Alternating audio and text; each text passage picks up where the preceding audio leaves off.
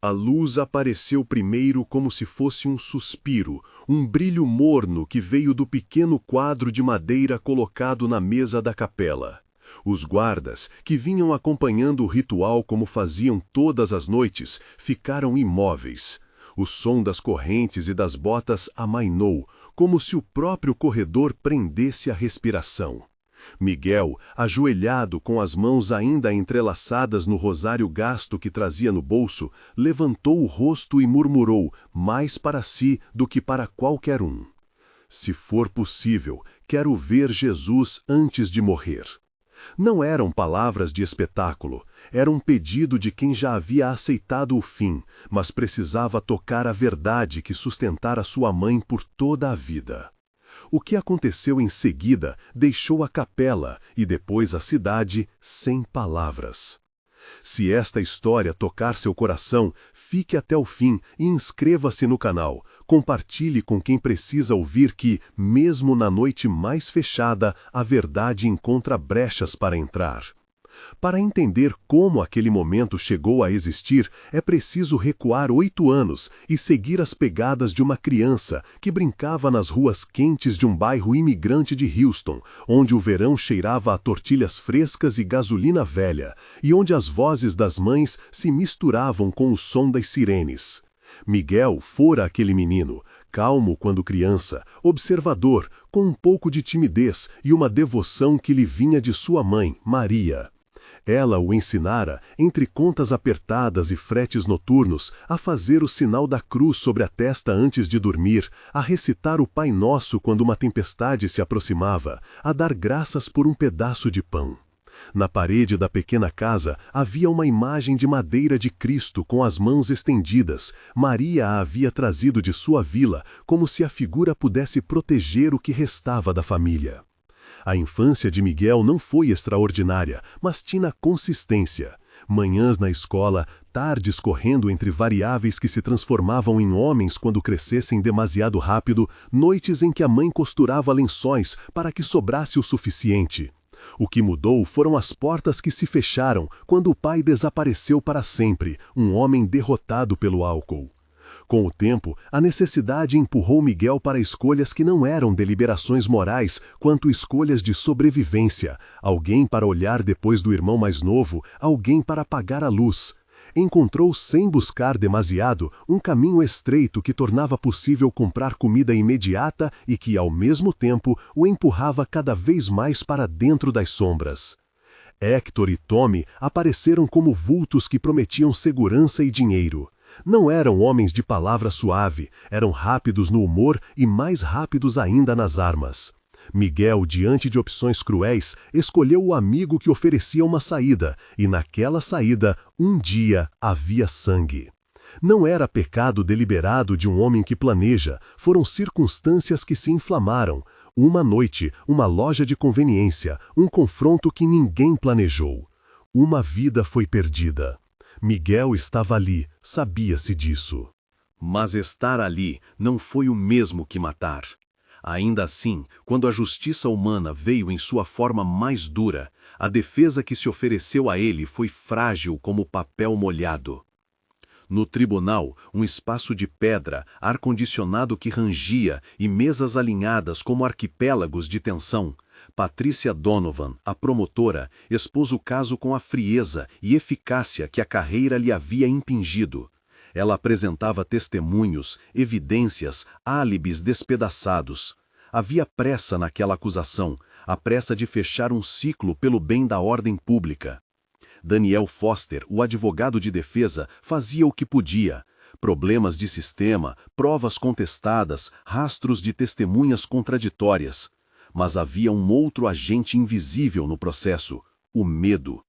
Testemunhas mudavam suas versões ou se retraíam. A percepção coletiva de culpabilidade se enraizou. Em pouco tempo, Miguel viu-se apontado como se o seu destino já estivesse escrito. Na cela 47, no Polunsky, os dias eram economia severa de tempo. O calor da cidade parecia entrar pelas grades e se estourar dentro do concreto, e as noites cheiravam a desinfetante e a ferro.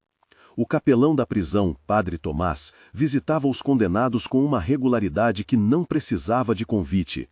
Sua presença era inverno e verão, uma voz que não fazia distinções entre o que se esperava do tribunal e o que se esperava do coração. Ele trazia consigo, uma vez, uma pequena imagem de madeira de um Cristo com olhos esculpidos à mão, a mesma figura que a mãe de Miguel aprendera a tocar em segredo. Para que nunca te falte um rosto que te lembre quem te sustenta, disse o padre no dia em que Miguel despencou de esperança para a fé real. Miguel segurou a imagem como quem segura um último nome de família e começou a orar com uma intensidade que era tanto pedido quanto rendição. As visitas da mãe eram como pequenas estações de graça. Maria, gasta pelo trabalho e pela ansiedade, ajoelhava-se frente aos vidros e rezava. O som do seu Pai Nosso vinha abafado, mas firme. Ela nunca duvidou da inocência do filho. Essa convicção estava entranhada em cada dobra de sua roupa. Quando o julgamento terminou e a sentença foi pronunciada, pena máxima, ela não gritou, não desmaiou. Ela fez o sinal da cruz e beijou a imagem no bolso, como se o toque daquele objeto simples pudesse atravessar paredes de concreto e afetar os rumos do mundo. A verdade sempre sai à luz, repetia ela, com a certeza de quem cultiva uma oração como se cultivasse uma plantinha num vaso rachado. Dentro do sistema carcerário, 2 guardas tinham papéis que se cruzariam com a história de Miguel de maneiras decisivas. Martínez, que fazia a ronda com um profissionalismo seco e presença que insinuava tensão mundana, e Walsh, mais velho, com os olhos de quem passara por muitas estações de vida, um homem que conhecia rostos e segredos e que, de alguma forma, carregava medos velados. Walsh falava pouco, era discreto para além da obrigação. Houve momentos em que um olhar seu se demorou demais sobre Miguel, como se pesasse algo que não conseguia soltar. Nos meses que se seguiram à condenação, as noites de Miguel alternavam entre memórias, a mãe cantando baixinho, seu irmão mais novo rindo na rua e um exercício quase monástico de oração. Padre Tomás lhe ensinou orações breves que não exigiam sofisticação, o Pai Nosso, o salmo que falava de refúgio e o sinal da cruz. Miguel rezava para que ninguém fizesse mal ao irmão. Rezava para que a sua mãe tivesse forças. Rezava também, em segredo, para que a verdade se revelasse. Às vezes, quando a cela parecia menor que sua própria respiração, ele era tomado por imagens quase cinematográficas, a figura de madeira contra a luz, a mão da mãe sobre a dele quando era criança, o dia da loja onde tudo dera errado. Essas imagens funcionavam como navios que cruzavam o nevoeiro de sua memória. Daniel Foster não se acomodou. Entre recursos e apelos, ele procurou falhas no processo que pudessem abrir uma fresta. Havia inconsistências, testemunhas que mudaram a história, provas cuja cadeia de custódia parecia frágil. Foster levava cada documento como quem carrega uma esperança. Mas o sistema é gentil com a probabilidade do erro onde há uma narrativa pronta para ser fechada. Ainda assim, algo da diligência de Foster começou a gerar pequenas inquietações em instâncias externas, não suficiente para reverter a sentença, mas o bastante para plantar dúvidas. Enquanto isso, no mundo da violência que havia empurrado Miguel para a barra do tribunal, Héctor e Tommy continuaram com suas vidas como se nada houvesse acontecido, até que fragmentos da verdade começaram a se mexer. Um detetive chamado Harris frequentava as esquinas do poder local com um olhar que sempre parecia fazer contas. Ele era parte do ecossistema policial, com ambições e alianças. Em seu rastro havia perguntas não respondidas e sussurros sobre manipulação de depoimentos. Harris, com suas conexões, era a sombra que podia proteger alguns e condenar outros. A história que, no fim, se instalou no tribunal não foi apenas sobre Miguel, foi sobre a maneira como a urgência da ordem esmaga a delicadeza da verdade. Os anos em prisão moldaram Miguel. A transformação que ocorreu nele não foi instantânea. Foi uma construção paciente de fé, uma disciplina de oração e um trabalho interior. Ele leu a Bíblia disponível na capela até conhecer passagens de cor. Desenvolveu, ao contrário do que muitos esperavam, uma serenidade que vinha de aceitar aquilo que não podia controlar e de confiar naquilo que acreditava que Deus poderia fazer. Padre Tomás foi um farol, nem milagreiro nem juiz, apenas alguém que escutava com os olhos e que ajudava a moldar a fé em palavras práticas. Ora com firmeza, Miguel, dizia o padre, ora como quem trabalha e confia sem correria. Martínez mantinha a rotina com um senso de distância profissional, mas Walsh começou a demonstrar fissuras. Havia coisas nas quais ele repousava o olhar por mais tempo. Uma fotografia de Miguel que a mãe havia deixado entre as coisas no último encontro autorizado. O rosário que Miguel segurava quando rezava em voz baixa. Às vezes, na hora de trancar o corredor, Walsh parava por um segundo extra, como se o tempo pudesse ser estirado até caber uma escolha. Escolhas, pequenas, insignificantes para muitos homens, tornaram-se, naquele futuro, históricas. Nos meses que antecederam a data de execução, o processo de apelação parecia uma corda bamba. Foster havia conseguido uma nova petição com base em evidências que apontavam para manipulações de testemunhos e para ligações entre certos policiais e os verdadeiros responsáveis. Era uma esperança tênue, quase frágil como vidro fino. A promotoria respondeu com expediente e pressão institucional. A cidade estava dividida entre clamor por ordem e murmúrios sobre possibilidade de erro. E no meio disso tudo, Maria não parava de rezar e de visitar quando lhe era permitido. Ela trazia em cada visita um pedaço de alimento que sua mão havia abraçado como oferta de amor. Quando se aproximou a última noite permitida aos condenados, a capela da prisão foi preparada. Não era grande, mas o teto baixo refletia o eco das orações. Miguel levou consigo a imagem de madeira e o rosário. Padre Tomás acendeu uma vela com um gesto lento. Haviam permitido uma cerimônia íntima, algo que não era habitual, mas não era proibido. Ao redor, alguns poucos guardas mantinham-se presentes. Entre eles, Walsh e Martínez. A atmosfera tinha a textura de algo que combinava medo e afeto, porque, ainda que a máquina judiciária praticasse a sentença, ali havia pessoas que se olhavam como se fossem mãos inseguras que pedem às outras para não soltarem. Miguel ajoelhou-se como sempre fizera, e foi com uma voz que misturava firmeza e fragilidade que disse: Padre, posso pedir uma última coisa? Quero ver Jesus. Não do lado de cá do vidro, mas de um jeito que eu sinta que aquilo que sempre esteve comigo se faz presente. Padre Tomás não precisou dizer muito. Colocou a imagem de madeira sobre a mesa diante de Miguel, encostou a mão sobre ela e murmurou uma bênção simples, a mesma que havia pronunciado inúmeras vezes, mas com uma intensidade que parecia dobrar o ar. Maria, presente através de telefone autorizado, sussurrou um Ave Maria que veio como uma onda atravessando o aço. Miguel fechou os olhos, rezou o Pai Nosso baixinho, cada palavra como se fosse uma oração antiga despertada pelo canto dos passos. O rosário deslizou entre seus dedos com a familiaridade de quem conta anos. E então, como se o lugar respondesse a uma pressão mais profunda, surgiu a luz. Não foi estrondo, nem milésimo de segundo de efeito.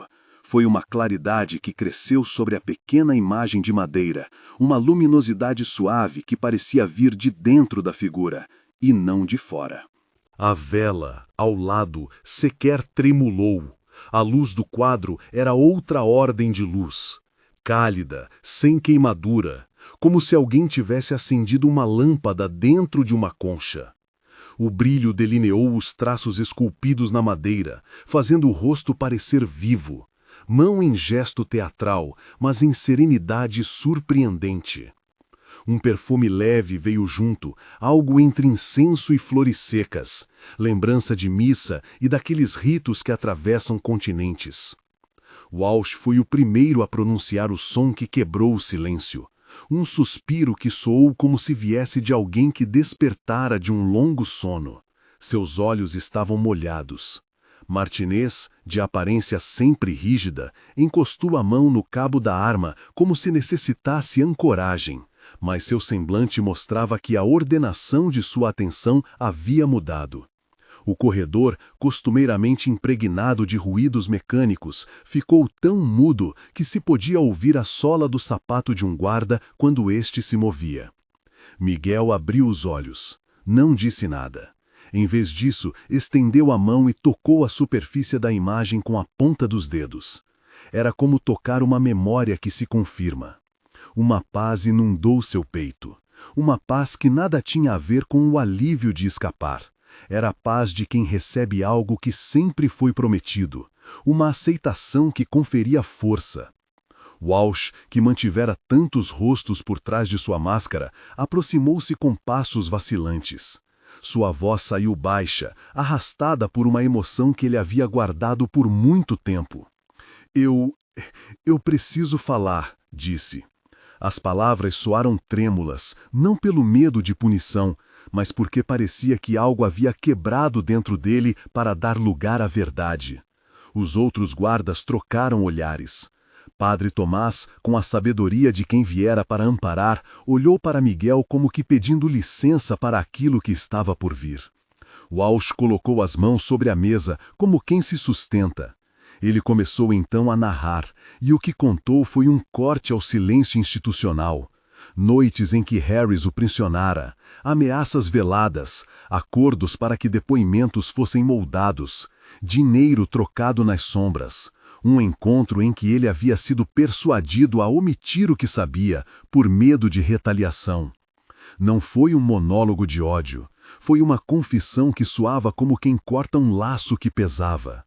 Ele falou de como, no dia do crime, ele havia visto coisas que não contara, como havia ajudado a esconder passagens para proteger a carreira de alguém que poderia pagar. Dizia que carregara aquele segredo como uma pedra que não permitia o sono. A capela manteve-se em silêncio absoluto. As palavras de Walsh eram pequenas pedras que rolavam e desencadearam um deslizamento de fatos que mudavam o terreno todo.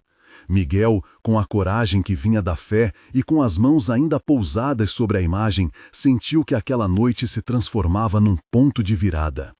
Padre Tomás tocou o ombro do guarda como quem sela um perdão que estava sendo pronunciado antes mesmo de ser pedido. Quando Walsh terminou, Martinez ergueu a voz para afirmar que corroboraria aquilo que havia sido dito, que também tinha sido pressionado, que as pressões vinham de cima, que o caso não era limpo. A confissão do guarda mais uma vez se desdobrou como uma flor. Uma testemunha após a outra começou a emergir, não da praça pública, mas dos corredores, das notas, dos papéis que Foster vinha reunindo. Do lado de fora da capela, no gabinete do diretor da prisão, o telefone tocou com a urgência de quem precisa responder a algo que desafia protocolos. Um pedido de suspensão da execução foi feito, motivos para investigação aprofundada, declarações formais de guardas, novas evidências a considerar. A palavra que correu pelos corredores administrativos foi algo que, pasmando, parecia quase impossível. Uma ordem para frear a máquina que já se movia. Na capela, Miguel deixou que algumas lágrimas caíssem, não lágrimas de medo, mas de alívio, de reconhecimento de que o pedido que fizera com tanta simplicidade acabara por desenrolar forças invisíveis. Maria, do outro lado da linha, não segurou o choro. Suas preces saíram em agonias e agradecimentos, um som que parecia atravessar aço, como se o coração materno fosse, afinal, a semente mais resistente. O diretor da prisão entrou no corredor com passos largos. Havia no seu rosto uma expressão de quem lidava com algo que poderia estremecer o inteiro edifício de procedimentos, mas que não podia ser ignorado. A suspensão da execução foi anotada, não como celebração, mas como resposta pragmática. Havia agora necessidade de investigação. A notícia correu para fora como vento que abre portas. O juízo que até então parecia irreversível foi, por um momento, adiado. Ainda havia logicamente incredulidade. Alguns viam na cena apenas um artifício, uma luz, uma coincidência, um truque. Outros, como Maria e Miguel, viram a mão de uma providência que vinha em forma de claridade e de coragem. Foster deu instruções imediatas para formalizar as declarações, colher depoimentos. A promotoria, que não podia ignorar tal reviravolta, foi obrigada a reconsiderar e a abrir caminho para inquéritos que pudessem esclarecer tudo com a calma que o sistema, por vezes, não permite. Naquela noite, quando as luzes foram atenuadas e a capela se aquietou, Miguel se permitiu um instante para orar com o peito aberto. Senhor, disse em voz baixa, não peço para que me livre das consequências que são justas, peço pela verdade. Se há algo que deva ser revelado, que seja, e que eu saiba perdoar o homem que teve culpa nisso tudo. Sua oração não pediu vingança, pediu clareza e capacidade de perdoar. Padre Tomás segurou suas mãos e rezou junto uma Ave Maria pequena, como quem sela uma aliança humilde com o mistério. Nos dias que se seguiram, a investigação começou a escavar o que antes fora compactado. Walsh e Martinez confirmaram suas declarações em termos formais. Foster apresentou os documentos que vinha guardando. A promotoria, confrontada com novas evidências, recolheu-se para avaliar. Notas de pagamento, mensagens e o testemunho silencioso de outros envolvidos começaram a formar uma imagem que, até então, havia sido velada por interesses e medo.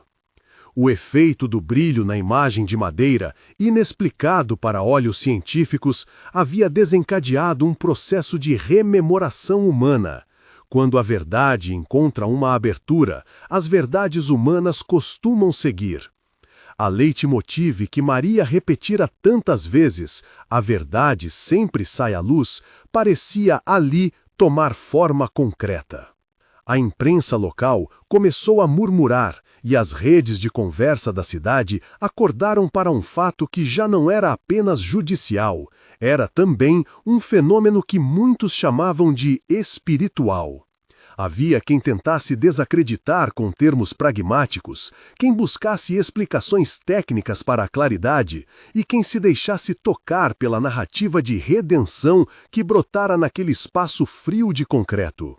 Para Miguel, nada daquilo importava tanto quanto a companhia de sua mãe, o toque do padre e a convicção de que, num instante de luz, a vida poderia virar. E então veio, no meio dessa movimentação, o primeiro despacho oficial que ofereceu um fio de esperança concreto. A execução fora suspensa até a conclusão das investigações. Os jornais estampavam títulos, alguns com ceticismo, outros com emoção. As pessoas que haviam acompanhado o caso por anos, militantes, vizinhos, a mãe distrital, começaram a reunir-se em pequena comitiva de apoio, levando mensagens, orações e alimentos. A cidade, por um momento, viu como a justiça podia ser redesenhada por revelações tardias. Mas isso seria apenas o começo de um processo que exigiria provas, enfrentaria resistência e demandaria coragem. Na cela 47, aquela noite se desfez em memórias longas. Miguel dormiu com a imagem de madeira pousada sobre o peito, como se segurasse finalmente a possibilidade de que as portas pudessem se abrir.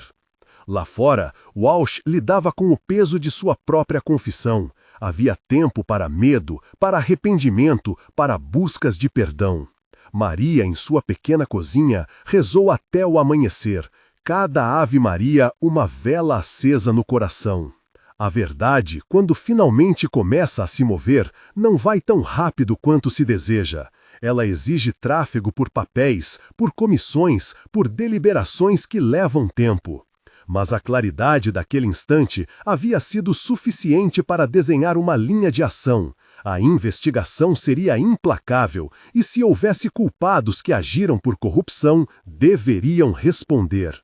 Mais ainda, havia a semente do que Miguel imaginava fazer se a liberdade voltasse às suas mãos. Uma fundação para ajudar jovens que, como ele, eram empurrados às esquinas do destino por pressões econômicas e pela ausência de oportunidades.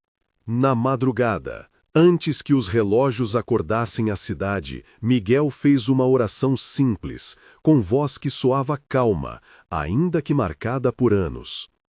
Senhor, se esta luz veio por misericórdia, dá-me graça para usar a vida que me deres, para que outros não caiam no mesmo buraco.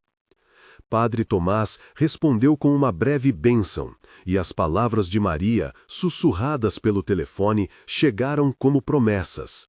A verdade sempre sai à luz, Mijo, eu sempre disse.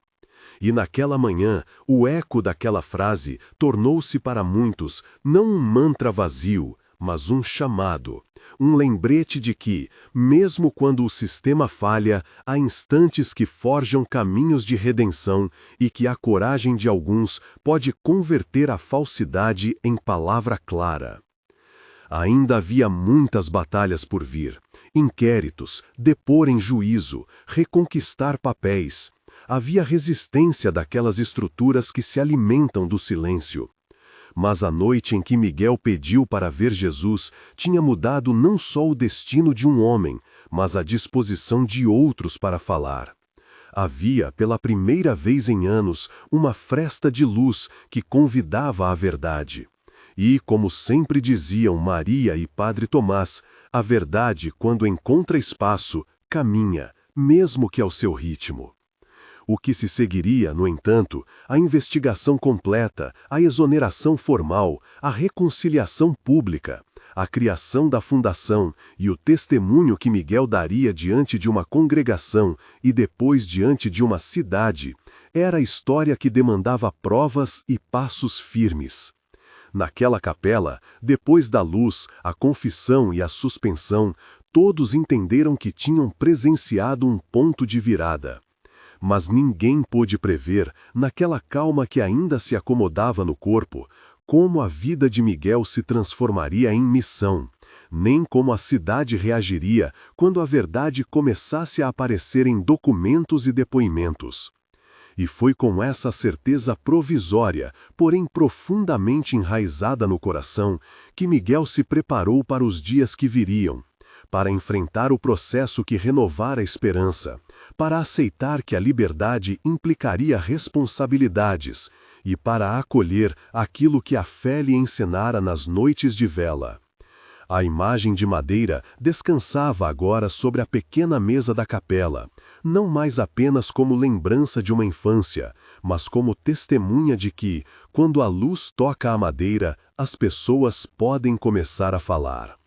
Os dias avançaram, a cidade passou a viver numa tensão estranha, uma mistura de esperança e medo. As manchetes que outrora tinham tudo a ver com violência e rotina, agora traziam nomes, horários, lacunas nos procedimentos. O despacho que suspendera a execução transformou o ritmo das rotinas públicas. Arquivos foram requisitados, delegacias abertas à visita de peritos, pastas marcadas com etiquetas amareladas circulavam entre mesas que antes só conheciam silêncio. No corredor do tribunal floresceram encontros inesperados. Gente que havia parado nas calçadas para comentar o caso fez-se presente nas galerias. Velhos conhecidos de Miguel, alguns que o tinham visto menino jogar bola na praça, sentavam-se com as mãos entrelaçadas, respirando como se o simples contato os deixassem mais fortes. Maria aparecia em todos os cantos, com uma pequena mochila e olhar de quem carregava promessas. Refeições para os que passavam a noite em vigília, sopas para os advogados que cochilavam entre horários e um par de óculos esquecidos num banco que logo as pessoas lembravam ser de Miguel e devolviam com lágrimas. Luísa trouxe ritmo ao que, sem ela, teria permanecido como esperança difusa. Advogada de causas populares, de fala calma e objetiva, entrou no processo com a documentação que já se sabia necessária. Cópias de depoimentos antigos, registros da prisão, fotos dos cenários. Conversou com Miguel numa sala pequena de planta baixa, onde o ar cheirava a café e a cidade lá fora era apenas um ruído distante. Não podemos confiar apenas nas boas intenções, disse ela, colocando no centro da mesa uma pilha organizada. Preciso de provas materiais, de lacunas bem marcadas, documentos que mostrem não só que houve erro, mas que houve fraude. Miguel ouviu, mediu as palavras e disse: faça o que for preciso. Não vim aqui para a vingança, vim para a justiça, para que ninguém caia no mesmo buraco. Enquanto isso, no outro lado da cidade, o nome de Walsh começava a subir no noticiário como fonte e tempestade ao mesmo tempo. Alguns o chamavam de herói tardio, outros de cobarde. Ele falava com a voz que os anos não tinham amaciado. Confessionário sem igreja, declarações que chocavam pela simplicidade do gesto. Contou que, numa noite de pressões e medos, assinara o que lhe mandaram. Falou de telefonemas abafados, de promessas feitas por quem tinha poder. Dizia não saber o peso de cada assinatura até que as manchetes lhe atravessaram a consciência.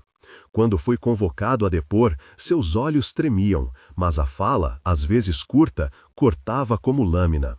Assinei porque me pediram, fui cúmplice do silêncio. Aquelas palavras, proferidas com a transparência de quem já carregava a culpa demais, abriram caminho para diligências que antes pareciam impossíveis. Os investigadores encontraram provas tangíveis em pontos onde a rotina acostumada falhava. Cópias de documentos carimbados com horários inconsistentes, registros de entrada e saída que não batiam, fitas de áudio cujo conteúdo havia sido mal arquivado. Peritos descobriram sinais de manipulação em laudas que deveriam ser sagradas. A cadeia de custódia tinha furos. Havia ainda um número de telefone que surgia em mensagens trocadas entre policiais e pessoas do executivo local. Um fio que a perícia conseguiu puxar até um cartório onde certos despachos tinham sido alterados para parecerem originais. Cada novo achado aumentava a pressão. Não foi, contudo, um caminho sem resistência. Alguns oficiais, acostumados a tratar a palavra investigação como inconveniente, passaram a tramar retaliações.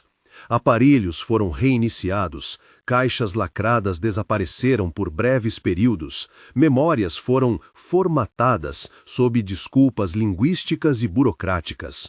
Havia também quem se deleitassem em espalhar rumores para desacreditar testemunhas. Ele quer aparecer, ela está sendo usada por políticos, isso é vingança. Mas, ao contrário do que esperavam os que promoviam o silêncio, a cidade reagia com outra força. Cada calúnia era respondida por um irmão, uma irmã, uma avó que lembrava a infância roubada de um menino e o custo de devolver-lhe o nome. Padre Tomás, que fora a presença constante desde a primeira visita de Miguel à capela, assumiu o lugar público que a fé lhe confiava. Não fez campanha política, não se misturou à retórica dos que queriam tirar vantagem. No sermão que trouxe ao centro da praça, falou da necessidade de reparar o erro e de dar ao arrependimento um lugar prático. Não basta pedir perdão em voz baixa, disse. Perdoar é retirar as pedras do caminho do outro, é abrir portas com responsabilidade. Suas palavras, simples, tocaram mais de um coração endurecido. O padre passou a servir de elo entre as famílias que temiam se expor e os investigadores que buscavam coragem para depor. Houve encontros difíceis. A mãe distrital, figura popular há anos, recebeu em seu gabinete, simples sala de paredes claras, representantes de famílias atingidas por decisões judiciais suspeitas. Muitos temiam retaliação, perder emprego, sofrer perseguições. A distrital ouviu, tomou nota e prometeu levar as vozes ao patamar público, com os riscos que isso implicava. Ninguém pode, sob pretexto de ordem, destruir vidas, argumentou, com a serenidade de quem sabia que política também era servir. Seus telefonemas e notas enviadas fizeram com que algumas portas administrativas se abrissem, nem sempre por idealismo, mas porque a pressão social, por vezes, tem mais força que a conveniência do silêncio. Miguel passava por um aprendizado acelerado. Os primeiros dias após a suspensão aproximaram-no de pessoas que antes só o conheciam por rumores. Agora sentavam-se à sua mesa. Havia quem quisera ouvi-lo para entender se era verdade que um homem que chegara à beira da morte por erro agora falava de fundação. "Você está falando sério?" perguntou-lhe uma jovem que dirigia um centro comunitário. Se a liberdade chegar, como vai começar? Miguel respondeu com a honestidade que aprendera a ter, com o que sei, ouvir, com o que tenho, tempo e vontade, e com o que me deram, responsabilidade. Em cada conversa, o projeto tomava forma. Um centro de formação, oficinas de arte e ofício, advogados que pudessem orientar quem era preso por falta de defesa, rodas de conversa para famílias. A cidade viu então nascer uma pequena rede de apoio que misturava o oficial e o voluntário. Empresas locais doaram materiais para reformas. Bares cederam mesas para reuniões de planejamento. Um grupo de artesãos ofereceu aulas gratuitas. A fundação, ainda apenas no papel, sem registro oficial, existia na atitude de pessoas que acreditavam que dar oportunidade era a melhor resposta ao erro institucional que quase ceifara a vida de Miguel. Os processos legais, entretanto, continuaram. Em uma audiência de instrução que encheu o salão de advogados e curiosos, o promotor apresentou uma linha do tempo. Exibiu documentos, chamou testemunhas e explicou com voz firme como as provas apontavam para uma rede de interferências. Havia quem murmurasse, outros que choravam em silêncio. Quando a defesa tentou desacreditar um perito, a plateia prendeu a respiração.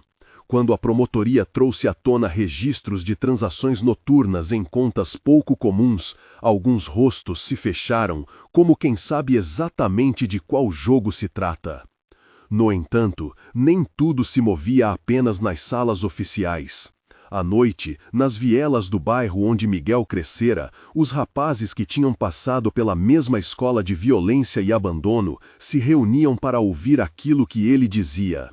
Em uma dessas rodas, sentados em torno de uma lata que servia de fogueira, um deles falou com ingenuidade e dor. Se tu saíres, vai acontecer alguma coisa pra gente? Miguel, com a voz que parecia envelhecida por dentro, respondeu: a coisa mais importante é que vocês saibam, não precisam aceitar quando o mundo empurra. Vamos construir caminhos para que isso não seja só palavra. Alguém riu. Outro chorou, mas a ideia de não mais ser mera superfície de punição encontrou entre aqueles homens um ponto de ancoragem. Walsh, cujo nome ainda dividia opiniões, submeteu-se a um escrutínio público. Muitos queriam saber até que ponto sua confissão era sincera e onde começava a tentativa de limpar a própria imagem. Ele, por sua vez, sustentava o olhar sem fugir. Não posso desfazer o passado, mas posso dizer a verdade aqui, repetia. Em muitos momentos, sua presença nas audiências parecia abrir feridas, mas também acender lampejos de possível reparação. Alguns oficiais, implicados diretamente nas manipulações, quando confrontados, tentaram artifícios, negaram, esqueceram, contraprovaram. Outros cederam. Aos poucos, a investigação traçou uma cartografia de responsabilidades, não apenas entre os que haviam executado ordens, mas entre os que haviam se beneficiado do sistema. E Miguel, como um homem que reaprende o mundo, teve de lidar com a complexidade do perdoar. Era fácil, aos olhos do coração, dizer que perdoaria. No entanto, quando a lista de nomes cresceu e os detalhes das manipulações se tornaram públicos, houve dias em que a vontade de punir fervilhava. Lembrava-se das noites frias na cela 47, do peso do pano de madeiro sobre o peito, do gosto amargo do silêncio. Em alguns momentos, saiu andando pelas ruas com passos largos, como quem precisava medir com os pés o tamanho da cidade que quase o engolira. Em outros, ajoelhou-se no banco da capela e falou baixinho: Senhor, dá-me firmeza para buscar justiça sem ódio. Padre Tomás, que o via com frequência, apenas assentia e apoiava o ombro quando o conselho desejado não vinha em palavras. Uma reviravolta inesperada ocorreu quando um perito forense aposentado, homem discreto que trabalhara na perícia por décadas, procurou Luísa. Ele chegara com um envelope modesto, dentro do qual havia cópias de laudos antigos que jamais deveriam ter sido modificados. Contou, em voz baixa, que em certos momentos sentira-se pressionado por superiores a corrigir laudos que afetariam processos sensíveis. Não falou em nomes, não precisou. Era o suficiente. A presença daquele material deu à defesa o que ela mais queria: uma trilha que ligava as falhas técnicas à intenção de manipular. Com prova técnica na mão, começaram as audiências públicas mais decisivas. A cidade, que assistira às negociações pelas entrelinhas, agora era chamada a olhar de frente. Havia choro no rosto de mães, empolgação discreta entre os que sempre lutaram contra a violência do sistema, e raiva contida entre os que viam em cada revelação a confirmação de uma traição institucional. Em uma dessas sessões, Miguel sentou-se na primeira fila e, ao ser chamado, levantou-se com passos firmes. Não falou muito, deixou que as palavras dos outros ocupassem o espaço. Quando tomou a palavra, agradeceu às pessoas que haviam acreditado, pediu que as investigações seguissem com firmeza e, comovido, mencionou o que pretendia fazer com a vida que talvez recuperasse. Não quero ser objeto de um milagre isolado. Quero que isso sirva para mudar o sistema. A resposta pública a essa fala transformou-se numa corrente. Surgiram campanhas de arrecadação pequenas e silenciosas, reuniões para planejar ocupação de espaços vazios que pudessem virar oficinas, e um grupo de professores voluntários dispostos a ministrar cursos noturnos.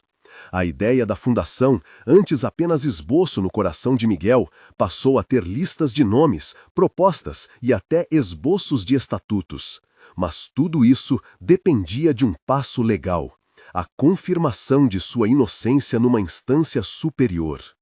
No tribunal, enquanto advogados trocavam peças processuais, um jornalista veterano pediu para entrevistar a mãe de Miguel. Ela, com o rosto marcado, falou daquela invencibilidade mansa que é o amor maternal. Nós sempre dissemos que Miguel não era mau. O que fizeram com ele foi uma violência. Hoje, eu quero que tudo que nos feriu sirva para tirar outras pessoas de lá. A entrevista circulou, a cidade leu, a cidade reagiu. E então chegou o dia da audiência em que se juntariam, de modo público, as últimas peças do quebra-cabeça.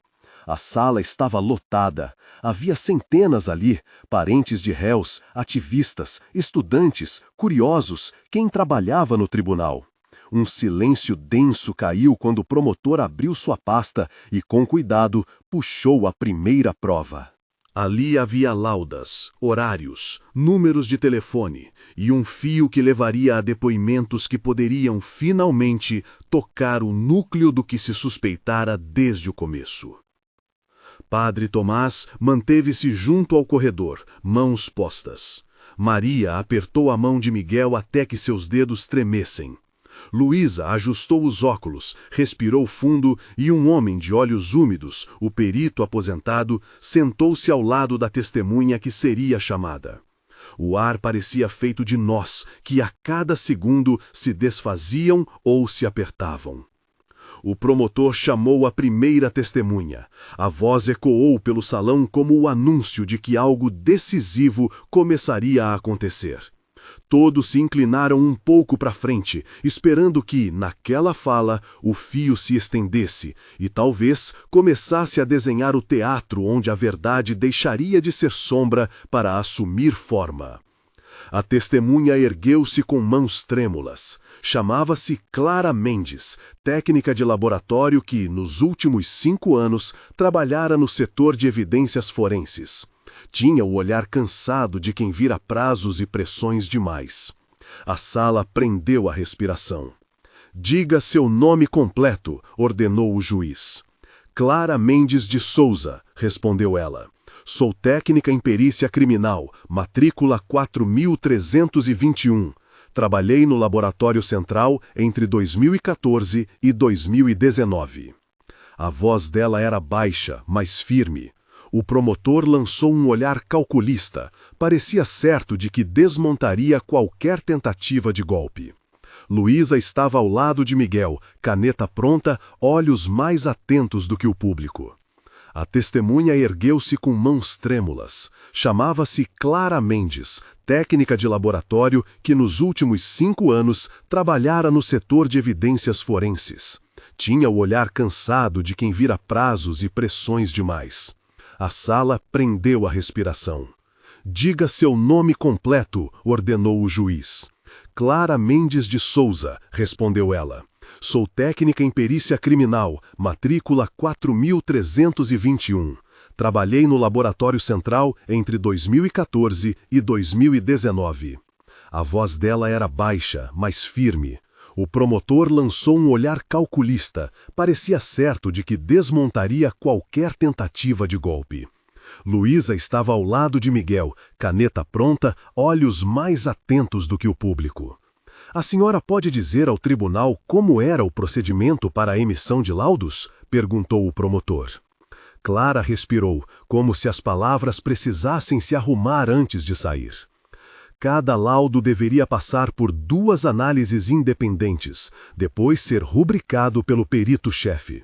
Havia uma ficha de conferência, assinada por quem fez o exame e por quem conferiu. Essa era a garantia de cadeia de custódia, disse. Na prática, isso raramente ocorria como no protocolo, quando havia pressão por prazo ou quando processos eram considerados de interesse. Um burburinho percorreu a plateia. O promotor a interrompeu, tentando tomar o controle. A senhora insinua que houve alguma anomalia no caso do réu Miguel? Clara olhou diretamente para Miguel e, por um instante, a dureza da sala se quebrou em algo parecido com compaixão. Insinuar não, senhor promotor. Estou dizendo ao tribunal que no meu setor alguns laudos foram alterados. Eu mesma recebi instruções para corrigir resultados que, segundo me disseram, atuariam melhor no contexto do processo. Tenho mensagens, registros de sistema e entradas no diário de laboratório que mostram movimentações estranhas em arquivos digitais e alterações em protocolos físicos. Não era prática isolada. Luísa moveu-se como quem prepara o golpe final. Pediu ao juiz autorização para exibir as cópias do laudo que o perito aposentado trouxera. O juiz consentiu. As páginas, organizadas em envelope transparente, foram colocadas sobre a mesa. Luísa apontou para um carimbo quase apagado e para anotações feitas com outra tinta, de caligrafia diferente. A senhora reconhece estas anotações? Indagou ela. Clara engoliu. Havia na sua face a batalha entre o alívio de quem diz a verdade e o medo do que isso poderia causar a ela mesma. Sim, este carimbo foi aplicado por mim em 2016. Essas anotações foram inseridas posteriormente por ordem verbal que recebi, disse. Eu registrei o ocorrido no meu diário de serviço. Entreguei cópias ao perito que hoje está aposentado. Ele me pediu que guardasse silêncio até que fosse seguro falar. Um fotógrafo no fundo da sala apertou o botão, e o som lembrou a todos que aquilo ali não era apenas um confronto entre testemunhas, era um choque público de verdades. O promotor tentou desqualificar a técnica, levantando a hipótese de memória falha, de ressentimento por ter sido demitida. Clara sorriu sem humor. Fui demitida por não ter aceitado fazer aquilo de novo, disse. Recebi pressões. A pressão vinha por telefone, por recados, até por visitas informais de superiores que pediam cuidado com o cronograma. Eu tentei resistir. Não resisti sempre. Foi quando o perito aposentado, sentado ao lado, ergueu-se e caminhou até a bancada. A idade marcava-lhe o rosto, mas havia uma serenidade nova. O juiz permitiu sua palavra.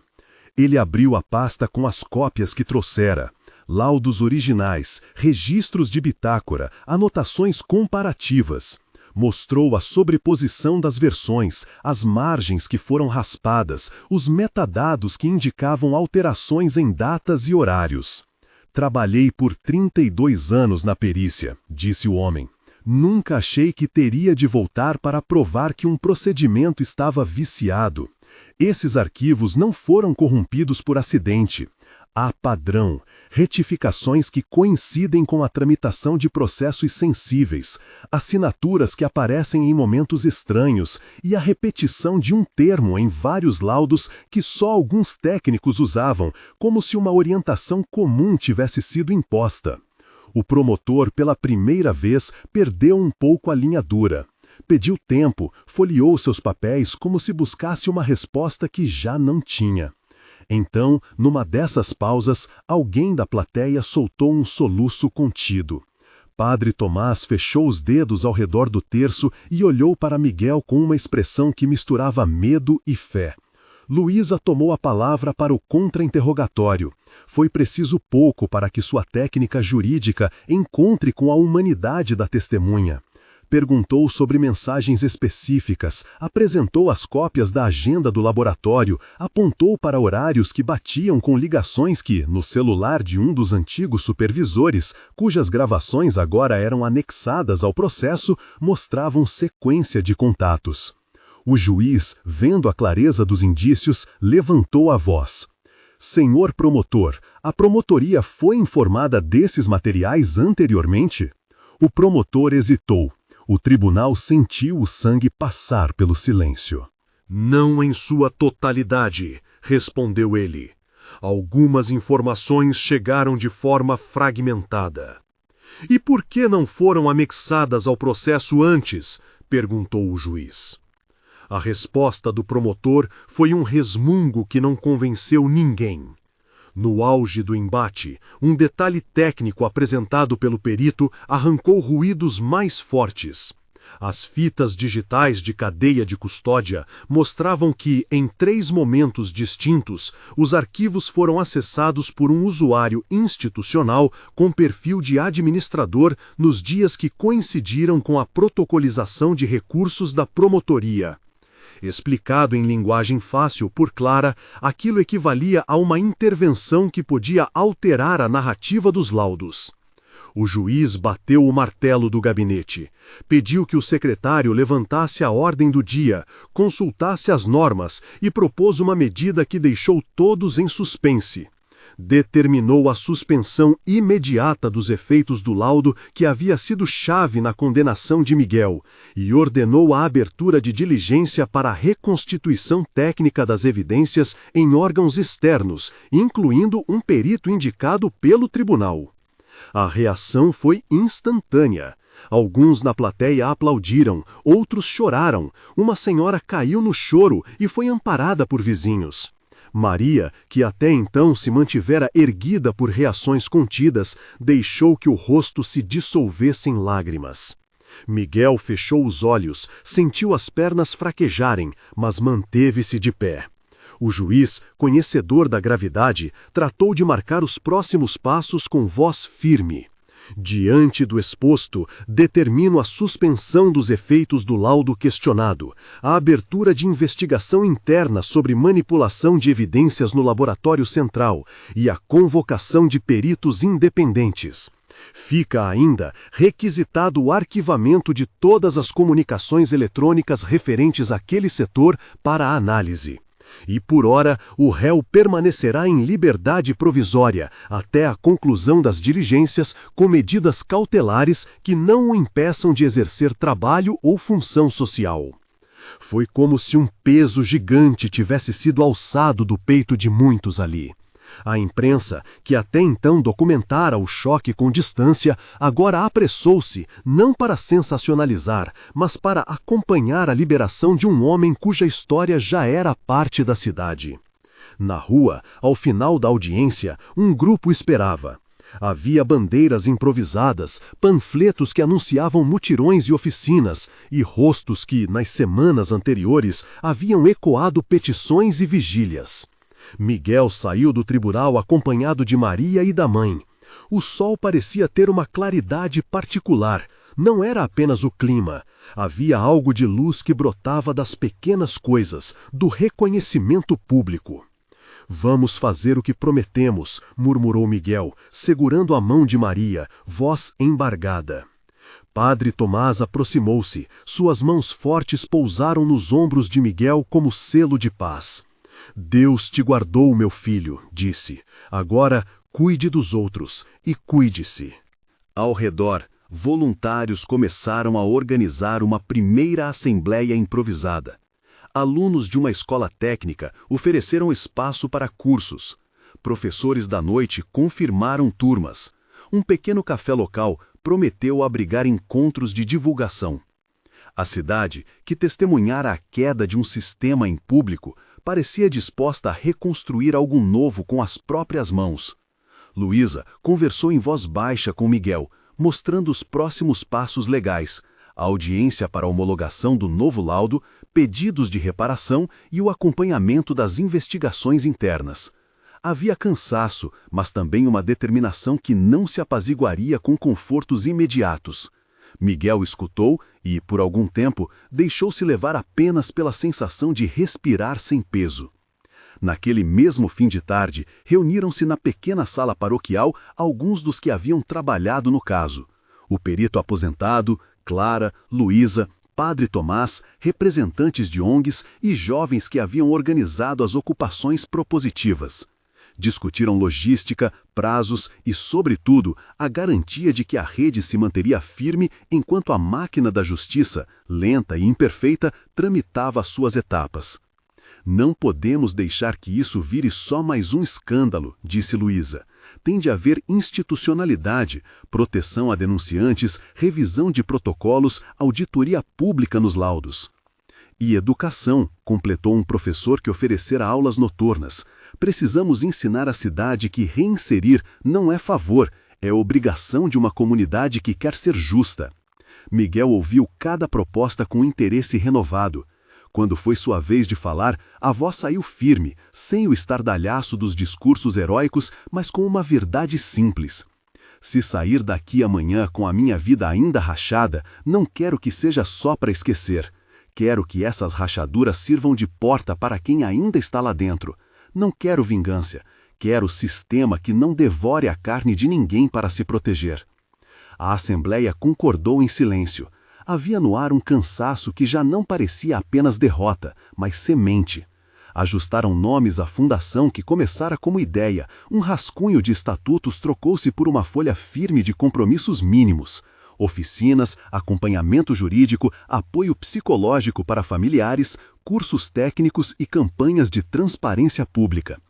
Ao cair da noite, enquanto a cidade se acalmava com o cheiro das padarias e das ruas lavadas, Miguel caminhou sozinho até o pequeno jardim em frente à capela. Sentou-se num banco, colocou as mãos sobre as coxas e deixou que a sensação, estranha e inédita, de que talvez houvesse um futuro diferente se espalhasse por dentro. Não havia festa nem discurso final. Havia apenas passos simples e a ideia de que a luta continuaria, agora com rostos e nomes, com horários e tarefas, com a lentidão das coisas que precisam ser feitas direito. No dia seguinte, as diligências prometidas pelo juiz começariam. Peritos independentes chegariam, depoimentos seriam revisitados, e mecanismos que antes funcionavam na sombra seriam postos ao sol. Mas naquele instante, Miguel fechou os olhos e agradeceu em silêncio. Não por um fim, mas por uma chance real de recomeçar. E ao longe, a cidade, que tivera sua parte na queda e na esperança, seguia acordando para o trabalho que vinha pela frente. Havia muito a reparar. Havia um chamado para manter vigilância, para transformar o temor em projeto, para transformar o alívio em compromisso coletivo. Miguel sabia que a vida reconstruída seria feita de pequenos atos contínuos, de manhãs repletas de tarefas, de encontros com jovens, de ouvir histórias longas e doloridas e, aos poucos, devolver sentido. Fecharam-se as portas da capela com um estalo suave. Lá fora, as luzes da rua formavam um caminho para quem saía e para quem entrava. Miguel levantou-se. Caminharam juntos para uma mesa onde pastas já esperavam. Contratos básicos, contatos de apoio, esboço de calendário. O trabalho começava ali, na calma tensa entre a justiça que corre e a justiça que se faz. E enquanto a noite ganhava forma na cidade, algo comum e radical acontecia. Pessoas deixavam de ser espectadores de tragédias alheias e preparavam-se para serem agentes de uma mudança duradoura.